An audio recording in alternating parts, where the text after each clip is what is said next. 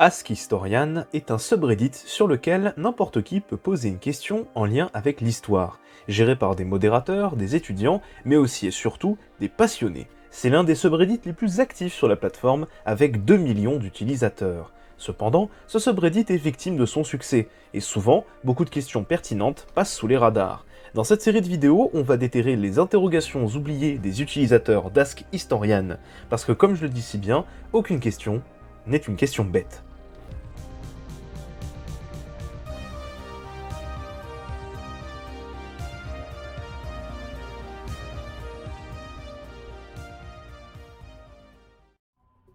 Bonjour à toutes et à tous et soyez les bienvenus dans 3 questions d'histoire. Je me rends compte en fait que j'ai déjà présenté le concept dans l'intro, merde. Ah, trop fort. Si je fais cette série de vidéos, c'est parce que je me balade souvent sur Ask Historian. Oui, je le prononce mal, normalement c'est Ask Historian. Tu sais quoi, on va le prononcer à la française. Donc, Ask Historian, voilà. Je disais Ask Historian, c'est un subreddit sur lequel je vais presque tous les jours pour enrichir ma culture générale. Et j'avais envie, moi aussi, de répondre à ces questions. Et il se trouve que mon boulot, c'est de faire des vidéos. J'ai joint l'utile à l'agréable. C'est tout, voilà. Alors, pour crever l'abcès, je ne suis pas historien. J'ai fait des études d'histoire, mais j'ai arrêté en 2e année, pour payer ma bouffe. Mais ça veut pas dire pour autant que je vais bâcler le travail. Je vais utiliser la méthodologie historique, c'est-à-dire fouiller les sources, établir leur nature, et les interpréter de la façon la plus neutre possible quand il le faudra. Après, ça veut pas dire que je vais pas citer Wikipédia, hein. Surtout s'il y a un mec qui me dit pourquoi le ciel est bleu ? Voilà, hein. Mais en vulgarisant, parce qu'on est sur YouTube, pas dans un cours d'histoire universitaire. Et puis, ça me permettra de parler d'autre chose que de Seconde Guerre mondiale. Voilà, faut changer un peu d'air parfois. Bref, c'est parti.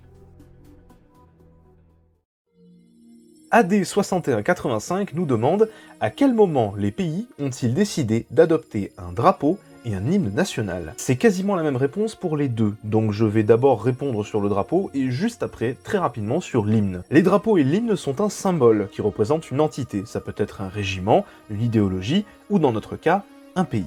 Par exemple, le drapeau de l'Allemagne nazie, pris totalement au hasard bien entendu, comporte du noir, du rouge et du blanc. Ce sont les couleurs de l'ancien empire allemand. Et le svastika, c'est un symbole antisémite, choisi par le parti nazi dans les années 20. Je vais peut-être vous surprendre, mais on ne connaît pas l'origine des drapeaux. Voilà. En fait, si c'est aussi difficile de dater leur création, c'est parce que l'homme a toujours utilisé des symboles pour se référer ou bien marquer sa présence. Quand un animal pisse sur un poteau, c'est pour marquer son territoire. Un homme, il va créer un drapeau et un hymne. C'est la différence entre les deux. On sait pas quelle entité en a porté un en premier. Enfin, aujourd'hui en tout cas. Peut-être qu'un jour, un historien ou un archéologue va trouver un texte affirmant que la création du drapeau vient, je sais pas, d'un Égyptien et qu'il a ensuite cafeté ça à toutes les autres civilisations. Mais c'est pas le cas pour le moment. On sait que les hommes, dès la préhistoire, portaient des bâtons avec les emblèmes de leur tribu. Ça constitue la première forme de drapeau qui existe. Et le tout premier vrai drapeau qu'on ait jamais découvert, c'est en l'an 2400 avant Jésus-Christ, et il s'appelle le Derafsh Shahad. Il fut trouvé en Iran, et dessus on peut voir un homme et une femme assis devant un soleil. Enfin, si je monte la luminosité à fond, vous permettez ? Voilà, c'est mieux. Maintenant qu'on a défini les termes du sujet, revenons à la question de quand ça date l'idée de représenter son pays via un drapeau ou un hymne. Eh bien paradoxalement, c'est très récent. C'est au XVIIIe siècle qu'apparaît cette idée. XVIIIe siècle, c'est 1700. Si vous savez pas vous repérer, c'est toujours un chiffre en moins de la vraie date. Je sais qu'il y a des nerds d'histoire qui regardent mes vidéos, mais l'autre jour par exemple, j'ai demandé à ma copine si elle savait faire la différence, et elle ne le savait pas. Donc voilà, bon au moins comme ça, au moins c'est clair et net et tout le monde le sait. Qu'est-ce qu'il y a ? Non, rien du tout. Donc pourquoi avant les pays ne se représentaient pas avec des drapeaux ou des hymnes ? Eh bien parce qu'avant on ne se sentait pas appartenir à un pays, mais plutôt à un système, des valeurs, qu'elles soient religieuses ou politiques, pas vraiment un État. Le meilleur exemple de ça, c'est la République romaine. Le nom de cette entité, c'est SPQR, Senatus Populus que Romanus, le Sénat et le peuple romain. Mais pas le pays, Rome. Et quand les Romains parlaient de leur politique, ils disaient « la République propose ci, la République propose ça ». Mais jamais « l'État romain a fait ci, l'État romain a fait ça ». Bref, en 1700, donc, en Europe, les États vont renforcer leur pouvoir. La France, l'Angleterre ou l'Espagne par exemple. Les citoyens de ces pays se revendiquent non pas comme faisant partie d'une église ou d'un système politique, mais d'une nation. Ça va se faire très progressivement, attention, et c'est vraiment au 19e siècle que cette idée verra le jour pour toutes les nations. Mais 200 ans plus tôt, on en a les prémices. Et pour vous l'illustrer, je dois vous parler du premier vrai drapeau qui représente un pays, c'est le drapeau Hollandais. Et oui, créée à la fin du XVIe siècle par Guillaume le Silencieux, la Hollande à l'époque c'était une province espagnole, et c'est par opposition à l'occupation du roi d'Espagne qu'ils ont adopté ce drapeau, pour affirmer leur indépendance. Le drapeau a 3 couleurs, le bleu qui représente le comté de Nassau, l'entité hollandaise avant l'arrivée des Espagnols, le blanc qui représente la lutte et la liberté, et le orange du nom de Guillaume d'Orange, l'homme qui a combattu les Espagnols pendant la révolte. Oui, c'est mignon, pour remercier Guillaume d'Orange de mener la lutte de leur indépendance, ils ont mis la couleur orange sur le drapeau. Et pour les footeux qui regardent ma chaîne, oui, c'est pour ça que les Hollandais jouent en orange. C'est encore plus drôle quand ce sont les Espagnols qui jouent contre eux au foot. Ils font un match retour, quoi. Et pour le premier hymne national, c'est pareil. C'est la chanson Wilhelmus van Nassau qui est le premier hymne officiel adopté en Europe. Parce que sinon, ce sont les Japonais qui ont le tout premier hymne au monde, le Kimigayo. Alors, c'est un peu compliqué parce que les paroles du Kimigayo, ça date du Moyen-Âge, mais elles ont été adoptées officiellement au XXe siècle. Bref, on va faire simple, les premiers, ce sont les Japonais, et juste après, on a les Hollandais. Voilà. D'ailleurs, aujourd'hui, le drapeau des Pays-Bas a été récupéré par l'extrême droite hollandaise, comme symbole de la vraie Hollande, fière, libre et nationaliste. Comme quoi, rien ne se perd, rien ne se crée, tout se transforme. Question suivante. Alors, une question de Aggressive Remote 57. Est-ce que les cultes hellénistiques étaient toujours pratiqués après la chute de la civilisation grecque et surtout lors de l'indépendance du pays au XIXe siècle? C'est une question très intéressante, je vous traduis. Est-ce que la religion grecque, qui vénérait la mythologie grecque, hellénistique c'est les Grecs si vous savez pas, a continué d'être pratiquée après la chute de leur civilisation? Et précisément au XIXe siècle, parce que c'est à ce moment que les Grecs ont obtenu leur indépendance des Turcs. Eh bien, on va voir ça. Alors, je pars du principe que vous connaissez la mythologie grecque. De toute façon, on va pas trop rentrer dans les détails. Mais, qu'on soit bien sûr, Zeus, Athéna, Poséidon, mais aussi Dionysos, Hermès, normalement ça va. Si vous avez joué à God of War, vous les connaissez tous. Donc, comment était organisée la religion autour de ces dieux, justement? Peut-être que vous le saviez pas. Eh bien déjà, les Grecs antiques, donc là je pars de l'époque, on va dire 2e et 3e siècle avant Jésus-Christ. Vous voyez 300? Voilà, pile poil à cette époque-là. La Grèce n'est pas un État, ni une entité. Ce sont plusieurs cités-États qui s'autogèrent. Les deux les plus connues et les plus puissantes, c'est Sparte et Athènes. Les cités se distinguent par des modèles politiques différents. Par exemple, à Athènes, le système politique est une démocratie. Enfin, à partir du moment que vous êtes un citoyen grec, pas un esclave, pas un enfant et pas une femme. Parce qu'une femme à l'époque n'est pas considérée comme une citoyenne. Mais quand même, la démocratie fonctionne. Et à Sparte, c'est une monarchie avec 2 rois. Un qui part à la guerre et l'autre qui veille sur la population. Oui, ça fonctionne comme ça, et ça a même un nom, ça s'appelle une diarchie. Je crois que j'en avais parlé dans ma vidéo sur l'Autriche, mais voilà. En revanche, les cités-États partagent la même langue, et surtout, les mêmes cultes. La religion hellénistique est une religion polythéiste, qui s'organise autour d'une dizaine de dieux, qu'ils vénèrent en construisant des panthéons. Ces grands édifices religieux dédiés à Zeus, Athéna, etc., etc. Il y a aussi des prêtres qui organisent des cérémonies en l'honneur de ces dieux, donc des sacrifices sur des animaux. Et enfin, on a les oracles. Oui, comme dans 300, ce sont des femmes en général qui font de la divination, en interprétant le vol des oiseaux par exemple. C'est à elles que les généraux athéniens se réfèrent, mais aussi les hommes politiques, pour savoir quelles décisions il faut prendre. Par exemple, faut-il donner toutes les armes que nous possédons en échange du blé d'Égypte, pour éviter une famine? Voilà, bon, on demande aux oracles. Je résume bien sûr, mais c'était ça la religion grecque antique. Et elle va tenir longtemps, très longtemps. Avec Alexandre le Grand ou la République romaine, les différents empires et entités qui se sont accaparés la Grèce ont toujours été très tolérants envers les croyants de cette religion, et n'ont jamais cherché à la remplacer. Bah oui, ce qui unit les Grecs, c'est la religion, donc pourquoi chercher à retirer le seul truc qui leur permet de pas se foutre sur la gueule? Jusqu'à ce qu'un élément arrive qui va complètement bouleverser l'histoire de la Grèce à tout jamais, le christianisme. Au cours des années 40 après Jésus-Christ, voilà, les juifs grécophones, qu'on appelle les hellénistes, vont se laisser tenter par la foi du christianisme. Pourquoi? Eh bien parce que cette nouvelle religion établit un rapport personnel entre le croyant et un Dieu unique. Et son message est un message de paix et d'amour, en total contraste avec les dieux romains ou les dieux grecs. Et avec le temps, rien ne va s'arranger. L'Empire romain, d'abord hostile au christianisme, va finir par l'embrasser, et en l'an 392, la religion hellénistique sera interdite par l'empereur Théodose, sous prétexte qu'il s'agissait d'une religion ancienne, paganiste, païenne, et donc barbare.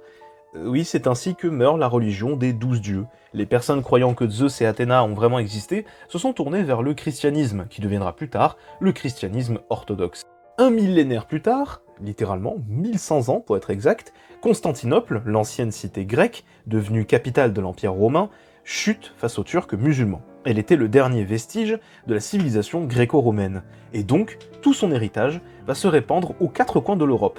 C'est le début de ce qu'on appelle la Renaissance, ce moment de l'histoire, après le Moyen-Âge, où les peuples et les nations européennes ont un relent de nostalgie envers les Romains et les Grecs. À cette période, des philosophes grecs ayant étudié les doctrines platoniciennes vont en secret relancer la religion hellénistique.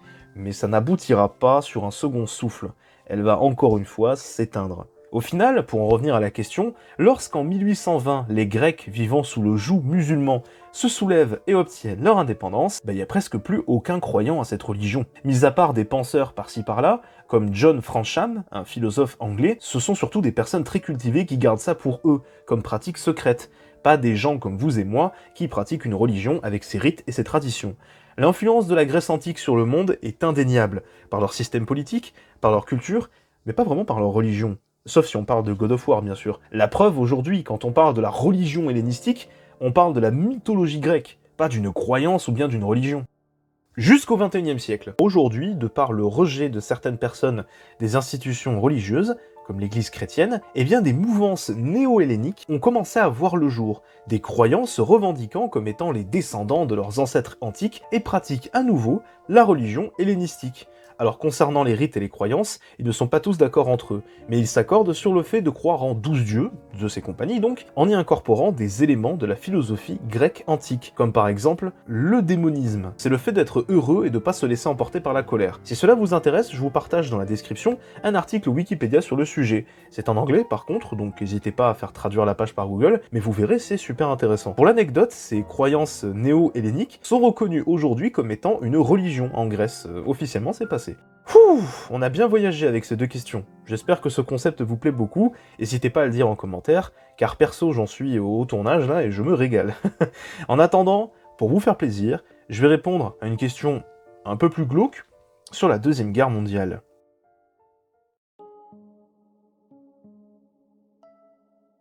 Le mouvement de résistance polonais a-t-il commis des attaques terroristes visant spécifiquement des civils ? Ok, un peu de sérieux pour ce sujet-là. Je préviens, on va parler de crimes de guerre et de crimes sexuels. Si vous ne supportez pas ces sujets, je vous mettrai des timecodes pour les skipper. Voilà. La Seconde Guerre mondiale a, en son époque, repoussé toutes les limites des crimes possibles et imaginables, dans un conflit de grande ampleur. Le monde entier fut littéralement choqué de découvrir l'ampleur des massacres et programmes d'extermination perpétrés par les nazis vis-à-vis des populations juives, tziganes et de tout ce qu'ils considèrent comme des Untermenschen, des sous-hommes, littéralement. Parce que c'est bon de le rappeler, mais c'était maintenu dans le secret. Les populations occupées ne savaient pas du tout ce qui se passait là-bas. Bref. Ou bien des tentatives japonaises contre les Chinois pour briser leur morale et les assouvir, toutes les plus atroces les unes que les autres.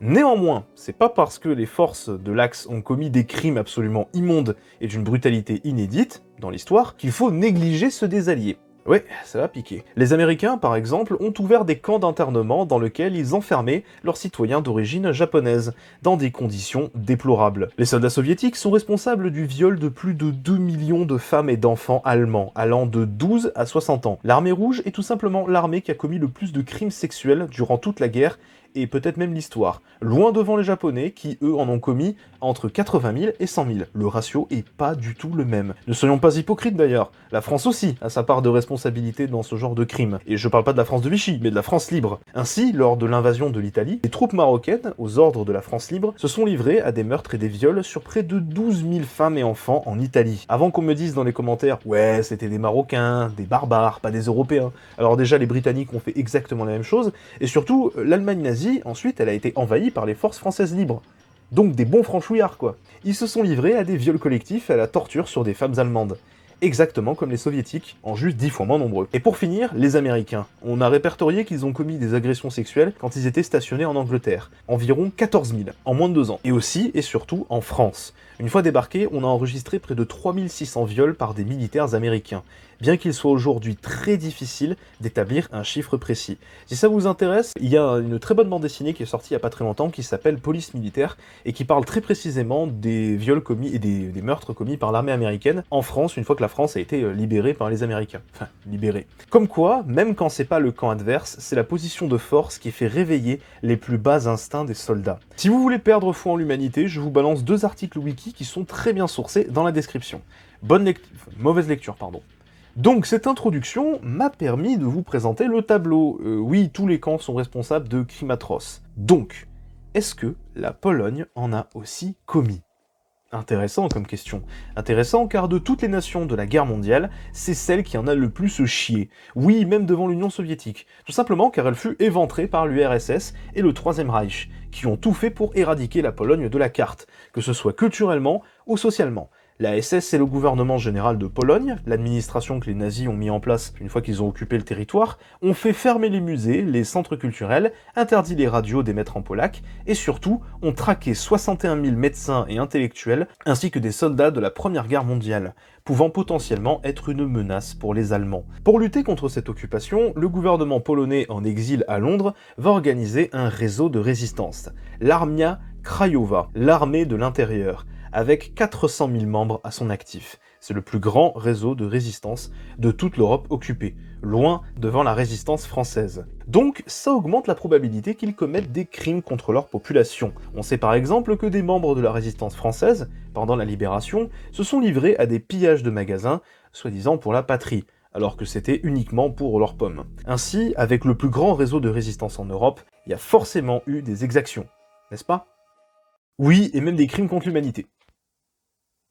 Voilà. Les premiers égarements que les Polonais ont commis, c'est d'avoir fait sauter de nombreuses lignes de ravitaillement et aussi des infrastructures polonaises, pour empêcher les Allemands de les utiliser. Ça reste très léger, surtout que c'était de la légitime défense, on est d'accord.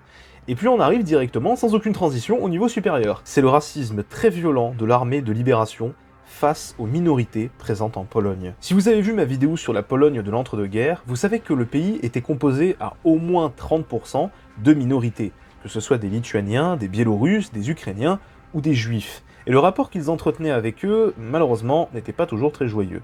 Par exemple, juste après la Première Guerre mondiale, les Ukrainiens se sont livrés à des pogroms, des massacres de Juifs. Voilà, la Pologne, c'est pas le paradis du multiculturalisme, et même si le pays s'est toujours montré très tolérant envers le peuple d'Abraham, c'était pas le cas de l'armée de libération. On rapporte ainsi que les Juifs étant entrés en contact avec cette armée pour lutter contre les nazis, ou tout simplement s'évader de Pologne, ont presque toujours eu une très mauvaise expérience. Ils étaient souvent discriminés, on se moquait d'eux dans leur dos, voire carrément on allait s'en prendre à eux physiquement.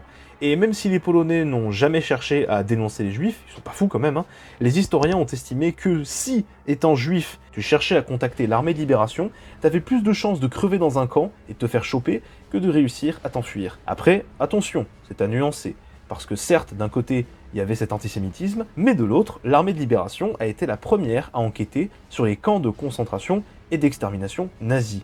D'ailleurs, le portrait que je donne de la Pologne antisémite, il est surtout valable de 1939 à 1942. À partir de 1942 et l'établissement de la solution finale, l'armée de libération, apprenant les horreurs qui se déroulaient dans les camps d'extermination, a purgé les antisémites de leur rang. Par exemple, Witold Pilecki, le premier homme à avoir infiltré le camp d'Auschwitz, c'était un Polac. Oui, il y avait des cons dans cette armée, mais à côté, il y avait les nazis, et le plus important, c'est d'unir nos forces contre eux. C'est ça le point de vue des Polacs. Mais l'armée de libération n'a rien fait pour arrêter les camps de la mort. Elle les a étudiés, en long, en large et en travers, établi combien de personnes s'y retrouvaient, ils ont même réussi à photographier en toute clandestinité les camps de la mort, voilà à quoi ça ressemble d'ailleurs, c'est terrifiant, je sais pas pour vous, mais ils n'ont rien fait pour les saboter ou bien exfiltrer les personnes y étant enfermées. Pourquoi ? Eh bien la raison est simple. En fait, ça ne dépendait pas d'eux, mais plutôt des alliés. Ces derniers considéraient que, oui, c'était grave ce qui se passait là-dedans, mais qu'il valait mieux attendre une libération des camps par une intervention militaire. Parce que bon, ok, imaginons, ils détruisent le camp d'Auschwitz et sauvent tout le monde. La SS, elle aurait traqué tous ceux qui s'étaient échappés, qui sont déjà très diminués physiquement, donc va bien les cacher ces mecs-là, et ils auraient réussi à prendre l'armée de libération en chopant quelques-uns. C'était contre-productif d'attaquer en fait. Ainsi, l'armée de libération a assisté passivement mais douloureusement à cette période de l'histoire, se contentant de prendre le plus de preuves possible. Bon, ça c'était les Juifs, maintenant les autres populations. Pour ce qui est des Lituaniens, les Polacs ne s'entendent pas du tout avec eux.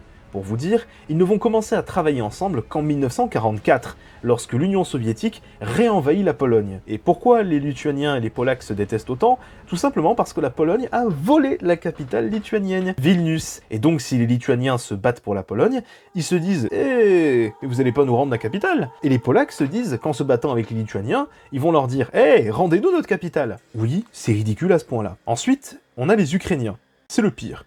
Voilà, je le dis. Les Polonais et les Ukrainiens se haïssent, précisément parce qu'une partie de l'Ukraine est aux mains des Polonais. Alors pourquoi? Je l'ai expliqué dans ma vidéo sur la Pologne de l'entre-deux-guerres, mais en gros, c'est parce qu'après avoir affronté l'URSS, la Pologne a annexé ce territoire au lieu de le libérer, en échange de la paix. Sauf que quand l'Allemagne envahit la Pologne en 1939, les Allemands, ils voient les Ukrainiens comme des amis des Polacs. Et les Ukrainiens, ils ont pas envie d'être mêlés à cette histoire. Et pour montrer qu'ils ne sont pas avec les Polonais, ils vont petit à petit dégager les Polonais des régions où les Ukrainiens vivent, puis les massacrer. De 1943 à 1944, les Ukrainiens de la région de Lublin vont se livrer à un génocide envers les Polacs, qui feront entre 60 000 et 120 000 morts. Réaction de l'armée de libération polonaise?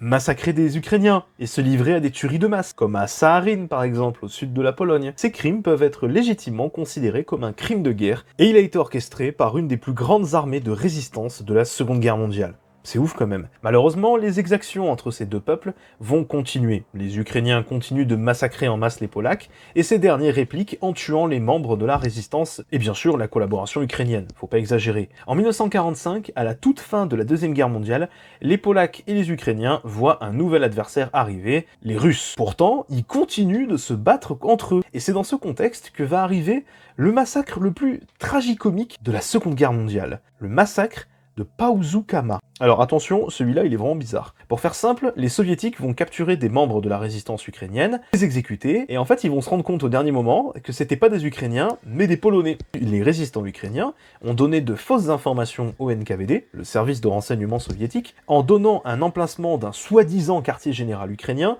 pour que les Russes aillent les défoncer. Sauf que c'était pas un quartier général ukrainien, c'était un quartier général polac. Oui, les Ukrainiens ont fait un gros coup de pute aux Polonais. C'est dégueulasse, c'est vraiment dégueulasse. En représailles, les Polacs vont se venger en massacrant toute personne d'origine ukrainienne dans le village de Paouzou-Kama. Je vous l'avais dit, c'était ridicule. On dirait deux gamins qui se battent, sauf que derrière, il y a des vrais civils qui crèvent. Vraiment horrible, putain.